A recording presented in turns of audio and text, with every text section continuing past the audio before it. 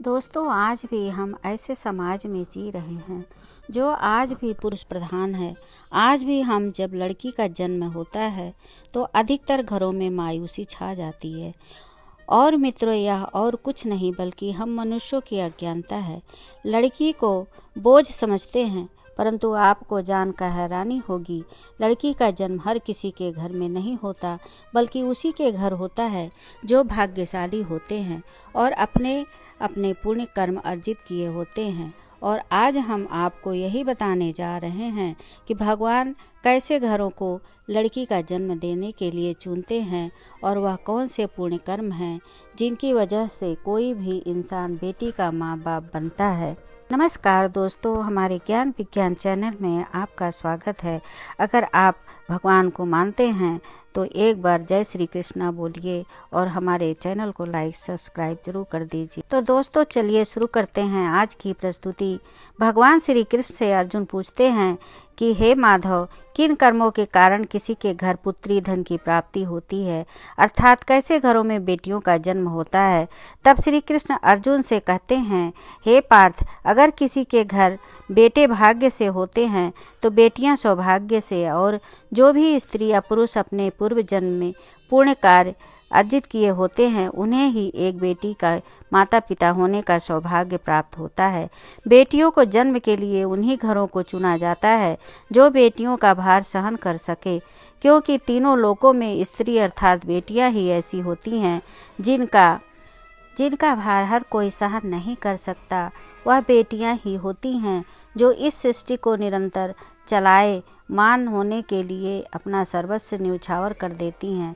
हे अर्जुन, जिस दिन इस सृष्टि में बेटियों का जन्म लेना रुक जाएगा, उस दिन सृष्टि भी धीरे धीरे इस सृष्टि का अंत हो जाएगा। मित्रों, भगवान श्री कृष्ण के इन बातों पर गौर किया जाए तो उनका कहा बिल्कुल सही है, क्योंकि बेटियां अगर नहीं होती तो किसी का भी वंश आगे नहीं बढ़ सकता।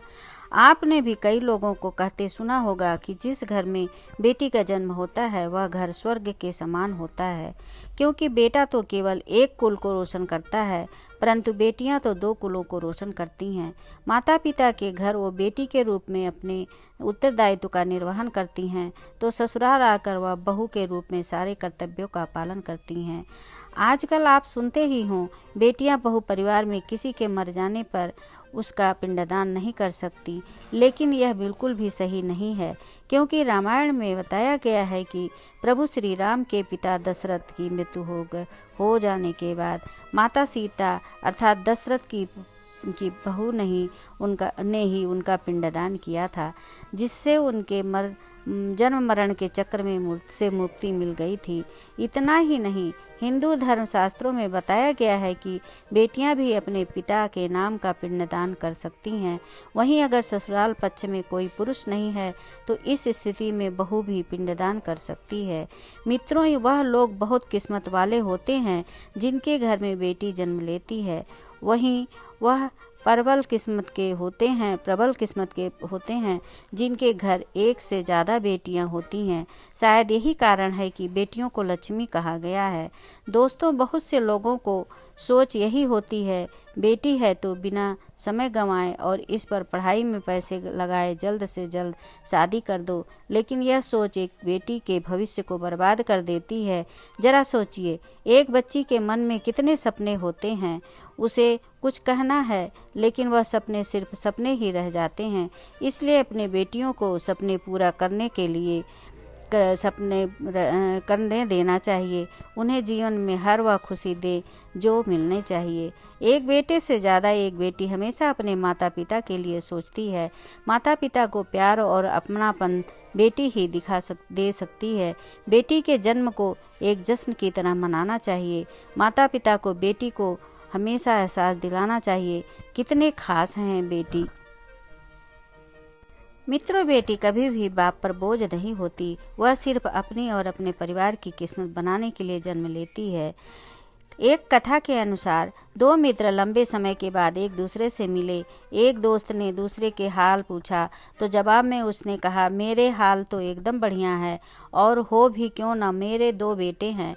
तभी वह अपने दोस्त से पूछा कि तेरे घर में कितने बच्चे हैं। दोस्त खुशी के साथ बताता है, मेरे घर में 2 बेटियां हैं। उसका दोस्त भगवान का शुक्रिया अदा करता हुआ कहता है कि मैं धन्य हूँ, मेरे घर बेटी नहीं है। यह सुनकर पिता की आंखों में आंसू आ गए। तभी उसकी बेटी पिता के मित्र से कहती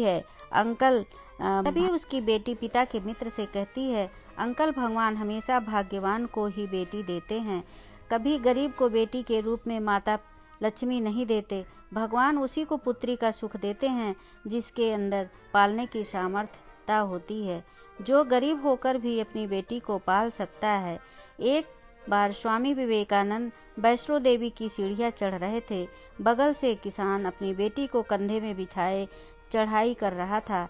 तभी स्वामी विवेकानंद ने कहा कि बाबा, आपकी बेटी का बोझा आपको लग रहा होगा, इसको मैं उठा लेता हूँ और माता वैष्णो के दरबार तक ले चलता हूँ।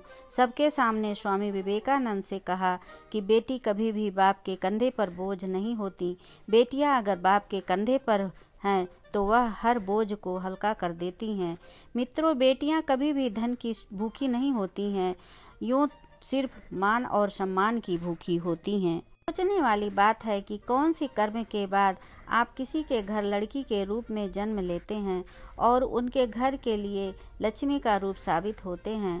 गरुड़ पुराण में बताया गया है कि जब आत्मा को नया जन्म मिलता है तब आत्मा को शरीर के अनुसार व्यवहार में चलकर अपने कर्म करने होते हैं। शरीर के जरिए कर्म करने की एक आत्मा अपने जन्म के उद्देश्य को सार्थक भी बन सकती है, निरर्थक भी। यदि कोई पुरुष महिलाओं का आचरण करता है, स्वभाव में महिलाओं वाली आदतें ले आता है, वही काम करना चाहता है तो एक महिला को करना चाहिए। तो ऐसे ही पुरुष